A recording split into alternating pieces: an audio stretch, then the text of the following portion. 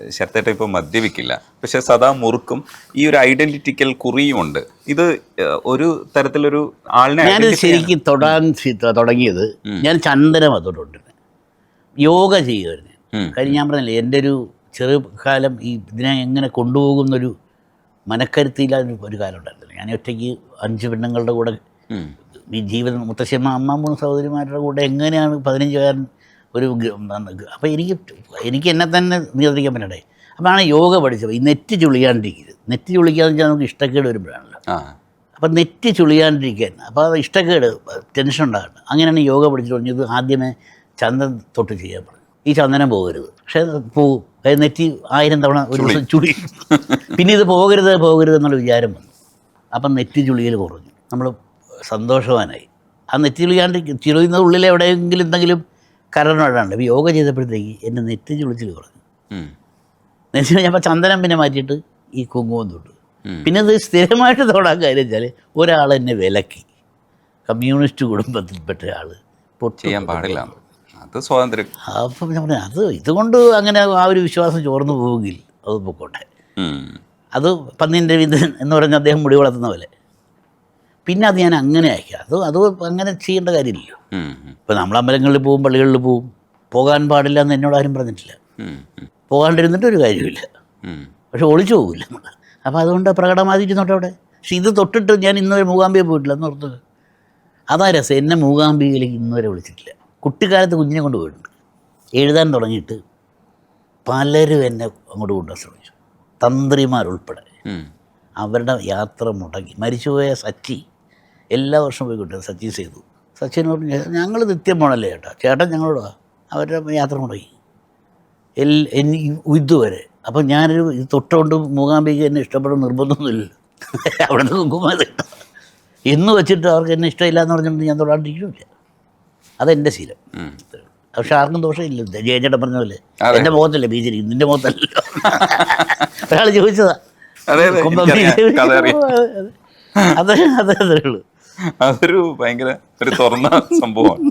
ചില സമയത്തൊക്കെ ബുദ്ധിമുട്ടായിട്ടുണ്ടാവും. അതുണ്ടാവും. അല്ല, അദ്ദേഹം പിന്നെ അങ്ങനെ ഇടമല്ല നോക്കാത്ത ഒരാളാണ്. പക്ഷേ ഞാനൊന്നും അങ്ങനല്ല. എനിക്ക് കുറേ ലിമിറ്റേഷൻ ഉണ്ട്. പറയുന്നതും എൻ്റെ വാക്കുമൊക്കെ ഞാൻ സൂക്ഷിച്ച് പ്രയോഗിച്ചില്ല എന്നുണ്ടെങ്കിൽ എൻ്റെ വിശ്വാസമൊക്കെ ഉണ്ടാകും. പക്ഷേ അത് നേരത്തെ പറഞ്ഞല്ലേ, ഒരു വാക്ക് പറയുമ്പം നിനക്കുണ്ടാകുന്ന സങ്കടം പറഞ്ഞില്ലെങ്കിൽ നിനക്കൊരു സങ്കടം ഉണ്ടാകും, പറഞ്ഞാൽ വേറൊരുത്തിന് സങ്കടം ഉണ്ടാകും.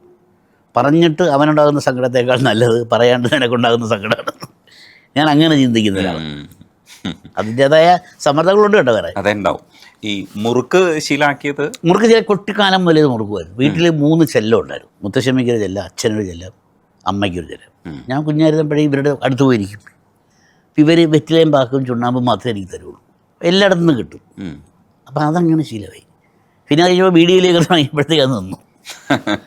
പിന്നെ സിഗരറ്റ് വലി നിർത്തിയപ്പോഴാണ് ഞാൻ വീണ്ടും, ഇപ്പം 20 കൊല്ലം കഴിഞ്ഞ സിഗരറ്റ് വലി നിർത്തിയിട്ട്. അതൊരു പാട്ടാണ് എന്നെ കൊണ്ട് വലി നിർത്താൻ പ്രേരിപ്പിച്ചത്. പാട്ടാണ് 1.5 മണിക്കൂറിനൊരു പാട്ട് വേണം പറഞ്ഞൊരു തെലുങ്ക് ട്യൂൺ കൊണ്ടുവന്നു. ഒരു തെലുങ്കൻ്റെ ട്യൂൺ മലയാളത്തിനകത്ത് എങ്ങനെ അതിനകത്ത് മലയാളം കുത്തി കയറ്റുന്ന അറിയാണ്ട് 10 മണിക്കൂറിന് ശരത്തെ 11:30 പാട്ട് വേണം കേട്ടോ. 1 മണിക്ക് പാടാനുള്ളത്. ഒരു 15,000 രൂപ കൊണ്ട് വെച്ചു. ഇതിരുന്ന് കഴിഞ്ഞാൽ എഴുതി പോകില്ല. മുമ്പിൽ കാശ് പൈസ ഇരിക്കില്ല. ഇത് ഇപ്പോഴത്തെ കാലമല്ല, 80, 80, 85 കാലഘട്ടത്തിലെ കാര്യം പറയാം. എഴുതി പോവും. 15 രൂപ അന്നെന്ന് പറഞ്ഞ നിസ്സാര കാര്യമാണോ. ഞാൻ പോയിട്ട് പോരാന്ന് പറഞ്ഞ് പോയി. ഞാൻ നേരെ അടുത്ത കടയിൽ പോയി 2 പാക്കറ്റ് വിൽസ് മേടിച്ചു. അന്ന് ഞാൻ വലിക്കുന്നതല്ല. എന്നിട്ട് ഞാനിരുന്ന് എഴുതി പാട്ട് 12 മണിയായി. പുള്ളി വന്ന് 15 മിനിറ്റ് പുള്ളി ഇരുന്നു കൂടുതൽ. എന്നിട്ട് 12 മണിയായി പാട്ട് തീർന്നു. നോക്കിയപ്പോൾ 18 സിഗരറ്റ് തീർന്നിരിക്കുന്നു. ഞാൻ അറിയുന്നില്ല. ആ 2 സിഗരറ്റ് ഒരു 6-7 കൊല്ലം വീട്ടിലിരുന്നു. പൂത്ത് കഴിഞ്ഞ് അന്ന് ആ 2 സിഗരറ്റ് അപ്പട്ട എന്ന് നിർത്തിയത്. പക്ഷെ അത് ഉള്ളിൽ അതിൻ്റെ ഒരു ബന്ധുവും പറഞ്ഞിട്ടുണ്ട്, ഏറ്റവും ഇഷ്ടപ്പെട്ട സാധനം ഉപേക്ഷിക്കുന്ന നിൻ്റെ മനസ്സ് കരിങ്കല്ലാടാന്ന് എന്നോട് ദേഷ്യം പറഞ്ഞെടുത്തിട്ടുണ്ട്. അത് അയാളുടെ വലിക്കാനുള്ള കൊതിയായിരുന്നു. കാര്യം കാരണവന്മാരെമാരെ കൊണ്ടുവന്ന് വീട്ടിലിറക്കി ഇവിടെ വന്നിട്ടാണ് വലിക്കുന്നത്. ഇവിടെ വരുമ്പോൾ ഇവിടെ സിഗരറ്റില്ല, തീർന്നില്ലേ. അത് ശരിയാണ്, കരികല്ല. അങ്ങനെ ഒന്നും ഉപേക്ഷിക്കരുതെന്ന് പറഞ്ഞു.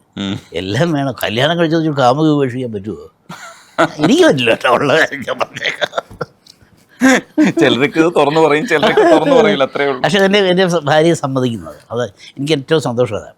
ഇപ്പം നമ്മൾ എന്തെങ്കിലും ആലോചിച്ച് ഞങ്ങളൊരു വിജയം പോകുമ്പം വഴിയിൽ നല്ല സുന്ദരി പോയാൽ ഇതൊന്ന് കട്ട് നോക്കിക്കും എന്ന് പറയാനുള്ളൊരു സ്വാതന്ത്ര്യം ഞാനും കൊടുത്തിട്ടുണ്ട്.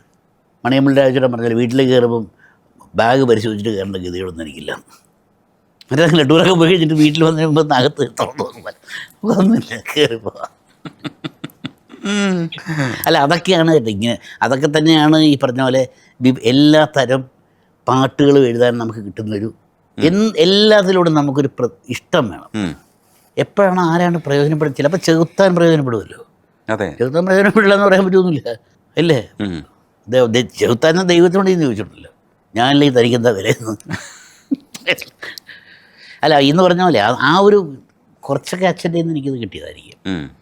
എപ്പോഴും പറയും, എവിടെയെങ്കിലും പോയി ചെന്നാൽ നീ പോയി കഴിഞ്ഞാൽ അവിടെ ഒരു ശൂന്യത ഉണ്ടാകണം, അയാൾ പോകേണ്ടിയിരുന്നത് എന്നെ തോന്നിപ്പിക്കണം. അപ്പോൾ അങ്ങനെയൊക്കെ എല്ലാം ഇത് തന്നെ കേട്ടോ. ഇപ്പോൾ ഈ ഓമനപ്പുഴക്കടപ്പുറം എന്നുള്ള പാട്ട് എഴുതുമ്പോൾ എൻ്റെ അനിയത്തിക്ക് ഒരു സുഹൃത്തുണ്ടായിരുന്നു ഗുജറാത്തിൽ, ബുദ്ധി വികസിക്കാത്ത മകൻ. അമ്മയ്ക്ക് ഒരു നിമിഷം പോലും ഇവനെ ഒറ്റയ്ക്ക് ഇരുന്നിട്ട് പോകാൻ പറ്റില്ല. ഇപ്പം എന്ത് പ്രായമുണ്ടെന്ന് എനിക്കറിയില്ല, അന്നത്തെ കാലമാണ്. അപ്പോൾ ഈ പാട്ട് അമ്മ അടുക്കളയിൽ പോയി ഇവൻ എന്തെങ്കിലും തല്ലിപ്പിടിക്കും, എന്തെങ്കിലും കുസൃത്തം കാണിക്കും, എന്തെങ്കിലും വയറ് വിളിച്ച് വലിക്കും, പുറത്തോട്ട് അടുക്കള എങ്ങും പോകാൻ പറ്റില്ല. ഒരു ദിവസം പുള്ളിക്കാരത്തി വിളിച്ചിട്ട് പറയാം എൻ്റെ അനിയത്തിയോട്, ഈ സാധനം ഞാൻ CD ആക്കി കൊടുത്തു, എനിക്ക് മാർക്കറ്റിൽ വരെ പോയിട്ട് വരാം. ഇത് കേട്ടോണ്ടിരിക്കും സുഖമല്ലേ ഇതൊക്കെ കേൾക്കുമ്പോൾ. എന്നെ ഡോക്ടറാക്കടായിരുന്നു അച്ഛനാഗ്രഹം. പക്ഷേ ഇത് ഒരു രോഗിയെങ്കിലും നമ്മുടെ ഒരു പാട്ട് മരുന്നായി എന്ന് പറയുമ്പോൾ ഞാനൊരു ഡോക്ടറായില്ലേ, ഒരു കൊച്ചു ഡോക്ടറായി നമ്മൾ. ഈ ഇൻ്റലക്ച്വൽ ആയിട്ടുള്ളൊരു അച്ഛനാണ്, അപ്പം ഭയങ്കര തരത്തിലുള്ള ഫിലോസഫീസ് ഉണ്ട്, അതേപോലെ തന്നെ ബുദ്ധിപരമായിട്ടുള്ള ഒരുപാട് കാര്യങ്ങൾ, തത്വശാസ്ത്രം, ഈ കമ്മ്യൂണിസത്തെ തന്നെ പല അർത്ഥത്തിൽ വായിക്കാൻ ശ്രമിക്കുന്ന ഏരിയാസ് ഉണ്ട്. അപ്പം അന്നൊക്കെ അതൊക്കെ മനസ്സിലാക്കി കൊടുക്കുന്ന ഭാഷയിൽ എഴുതുന്ന ഒരാളെന്നും കൂടെ ഒരു കവിക്ക് അങ്ങനെയും കൂടെ ഒരു തലമുണ്ടായിരുന്നു. ഇതൊക്കെ സാധാരണക്കാർക്ക് മനസ്സിലാവുന്ന രീതി അല്ല, അത് രണ്ട് രീതിയിലുണ്ടായിരുന്നു. എല്ലാവരെ കുറിച്ചൊരു പരാതിയും ഉണ്ടായിരുന്നല്ലോ. പിന്നെ അദ്ദേഹം സവർണ്ണ കവിയാണ്, അദ്ദേഹത്തിൻ്റെ പാട്ടുകളിൽ മുഴുവൻ സവർണ്ണ വാക്കുകളാന്ന് പറഞ്ഞു. സിനിമ ആവശ്യപ്പെടുന്നതാണെന്നുള്ളത് മനസ്സിലായി. അപ്പം ഗായത്രി എന്നുള്ള സിനിമയിൽ അത് പറയുന്ന ഭാഷ വേണം, അല്ലേ? അങ്ങനെയുണ്ട്. ഇപ്പോൾ ഒരു പുരാണ പാട്ട് സിനിമയാണെങ്കിൽ ആ പൗരാണികത നിറഞ്ഞ വാക്ക് ഉപയോഗിക്കേണ്ട ബാധ്യത എഴുത്തുകാരനുണ്ട്. അപ്പം അങ്ങനെ പറഞ്ഞിട്ടുണ്ട്, സവർണ്ണ കവിയാണെന്നുള്ള രീതി പറഞ്ഞിട്ടുണ്ട്. നമ്മൾ പറഞ്ഞു വന്ന എന്താണ് ഈ കടമ. ഒന്നത് ഇത് നിനക്ക് മാത്രം അവകാശപ്പെട്ട വാക്കല്ല, ഇത് ഇവനും കേൾക്കാൻ പഴയ കാലമല്ല, കാതിലെയും ഉരുക്കി ഒഴിക്കണ്ട, അവനും കേൾക്കാൻ അർഹതയുള്ളതാണ്. അതുകൊണ്ട് ഞാനതെടുത്തു, ഏറ്റവും നല്ല മീഡിയയിൽ കൂടി ഞാനത് മനുഷ്യനെ കേൾപ്പിച്ചു. അതിനെന്താ തെറ്റ്? അപ്പോൾ ഈ ഫിലോസഫീസൊക്കെ ഇങ്ങനെ പറഞ്ഞു കൊടുക്കുന്ന ഒരു അച്ഛൻ്റെ മകനായിരിക്കുമ്പോൾ ഏതെങ്കിലുമൊക്കെ കാലഘട്ടത്തിൽ അങ്ങനെ തോന്നിയിട്ടുണ്ടോ, ഇതൊക്കെ നമ്മൾ വായിച്ച് മനസ്സിലാക്കിയിട്ട് ഇതിൻ്റെ വ്യാഖ്യാനങ്ങളിലേക്ക് നമ്മളും പോകണം എന്ന്? അല്ല, അതിപ്പോൾ ജീവിക്കാൻ വേണ്ടി ഫിലോസഫി പഠിക്കണമെന്നില്ല. തത്വശാസ്ത്രം പഠിച്ചിട്ടൊന്നും ജീവിതം നടക്കില്ല. ഈ മറ്റേ ഗാട്ടാഗുസ്തി പഠിച്ചവൻ തല്ലാൻ പോകലെന്ന് പറഞ്ഞില്ല, അവൻ ആദ്യം ചെന്നിട്ട് മറ്റേ വാമപ്പ് ചെയ്യും, അപ്പോഴത്തേക്കും മറ്റവൻ തല്ലിച്ച് പോകും. നാടൻ തല്ലും മറ്റേ തല്ലും വേറെ.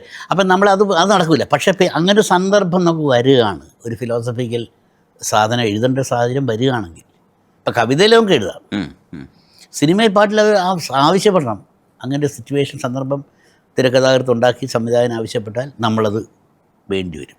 ഇപ്പം ജീവിതമെന്നും ഒരു പ്രേമ കടങ്കഥയല്ലേ, ആരോ പാടും ദൂരിലൊരു അങ്ങനെ ഒരു സംഭവം പറഞ്ഞു. നിസ്സാരമാണ്, പ്രേമിച്ച് കെട്ടിയവരിൽ ഒരാളങ്ങ് മരിക്കുകയാണത്.